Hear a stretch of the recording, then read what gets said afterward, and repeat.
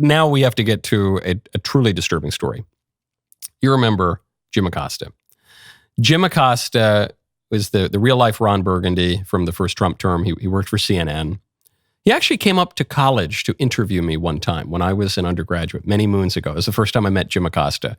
It's kind of fun. That's a little lore that exists out there on YouTube or something.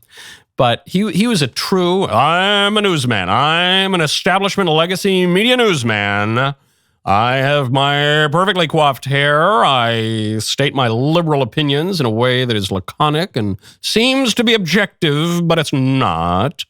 And he finally got canned. He just made himself the story one too many times in the Trump admin. It was embarrassing for CNN. So he's doing his own show now, the Jim Acosta show. And he decided for a viral interview, he was going to interview a kid who was shot in a school shooting. But he wasn't going to interview one of the kids who survived. He was going to interview a dead kid. How does one do that? Well, it's not possible. But the way that we can pretend to do that now, thanks to new technology, because of new technology, we can blame new technology, is through AI. And so Jim Acosta purported to interview a dead kid by interviewing an AI model kind of based on him. I'll just play a little snippet because it's too disturbing to play much more. Joaquin, I would like to know what your solution would be for gun violence.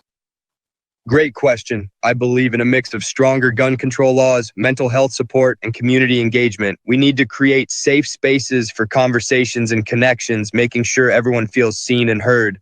It's about building a culture of kindness and understanding. What do you think about that? I think that's a great idea, Joaquin. We definitely need more of that.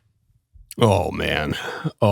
You know, we have accused Democrats for a long time of propping up the bodies of dead kids to push their usually totally disconnected anti-gun, anti-constitution laws.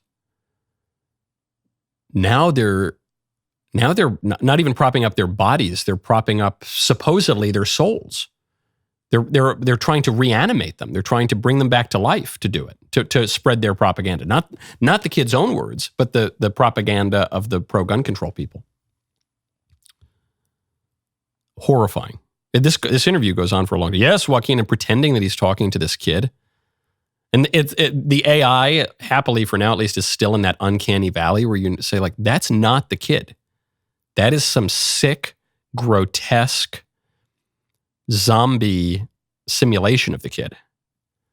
Horror. Now, this kid, Joaquin Oliver, died at age 17, very sadly, in the Parkland school shooting. That was now 7 years ago.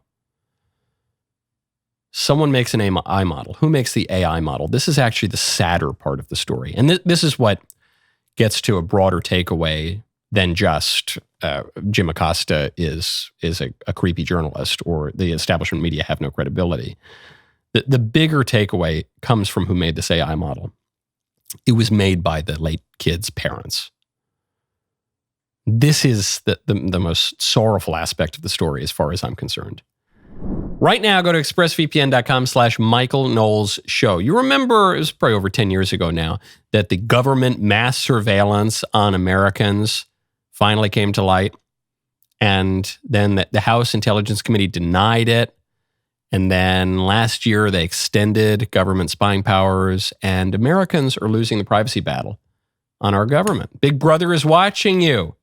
Everyone in George Orwell's 1984 knew this phrase as a reminder of their lack of privacy. Well, if you don't fight back, you risk creating a similar dystopia here. Sounds frightening, right? Well, here's a solution. ExpressVPN.com.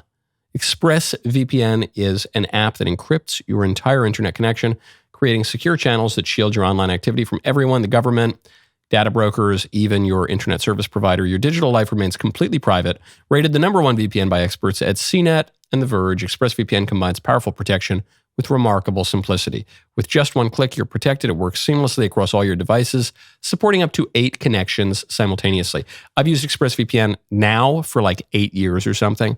Find out, and you can get 4 months free by scanning the QR code on screen, clicking the link in the description box below, or by going to expressvpn.com/Michael Knowles Show.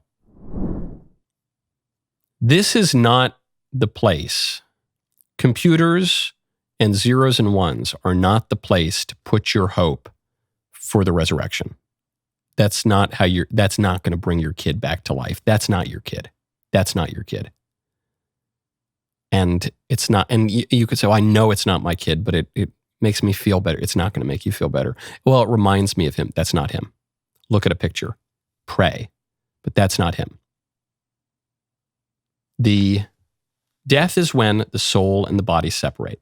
The soul is not just some kind of mystical concept that gullible people believed in the Dark Ages that now we know doesn't exist. The soul is recognizable merely from human reason, and it's actually undeniable because the soul is the principle of life. The soul is what distinguishes animate objects from inanimate objects. We have this word anima for the soul. That's the principle of life. Do you deny that there is a principle of life? I'm speaking to you, general public. I'm not speaking to you, Jim Acosta, or the parents of this poor kid, or any.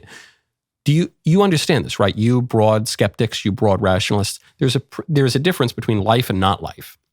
There's a difference between me and my leftist here's Tumblr. That would be the soul. What is the soul? The soul is the substantial form of the body.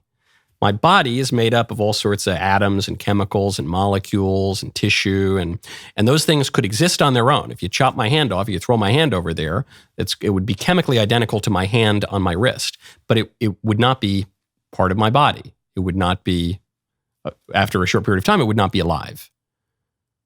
It would just be matter. But the substantial form of the body that gives coherence to my body, not as just individual atoms, but as a unified thing with integrity, it gives Michael, is my soul. The soul and the body separate at the moment of death. You're not going to bring the soul back by making robots. You're not. There is a way to honor your loved ones who have died. There is, in fact, a way to see them again. Or there is, in fact, a way to have eternal life. I should put it in a more precise way. There is a way to have eternal life. It is not through uploading your consciousness, which is not possible, to a robot. It's not. Do you know what this is? Do you know what this is? It's actually talked about in the Bible. This is making dumb idols. They said, don't worship dumb idols or you're going to become like dumb idols. That's in the Psalms, I believe. This is making dumb idols. It's making us all dumb, and it's making us all miserable. And it's making Jim Acosta look even more ridiculous than he did before. And it's not going to give you any hope. That is an expression of despair. Don't fall into it. There is plenty of cause for hope. It's not going to be found by doing what people do when they make these AI models, which is trying to make yourself God, trying to remake a person, trying to bring a person back from the dead. It is possible. Resurrection is possible. You're not the one who does it. You're not the one who was laying the foundations of the earth. You're not. And he who was is here to help you, but you got to cooperate with him. I'm glad you like that clip. That makes me feel good. I hope the clip did something in your life. It edified you. If you want more of them, subscribe, and I will see you here next time.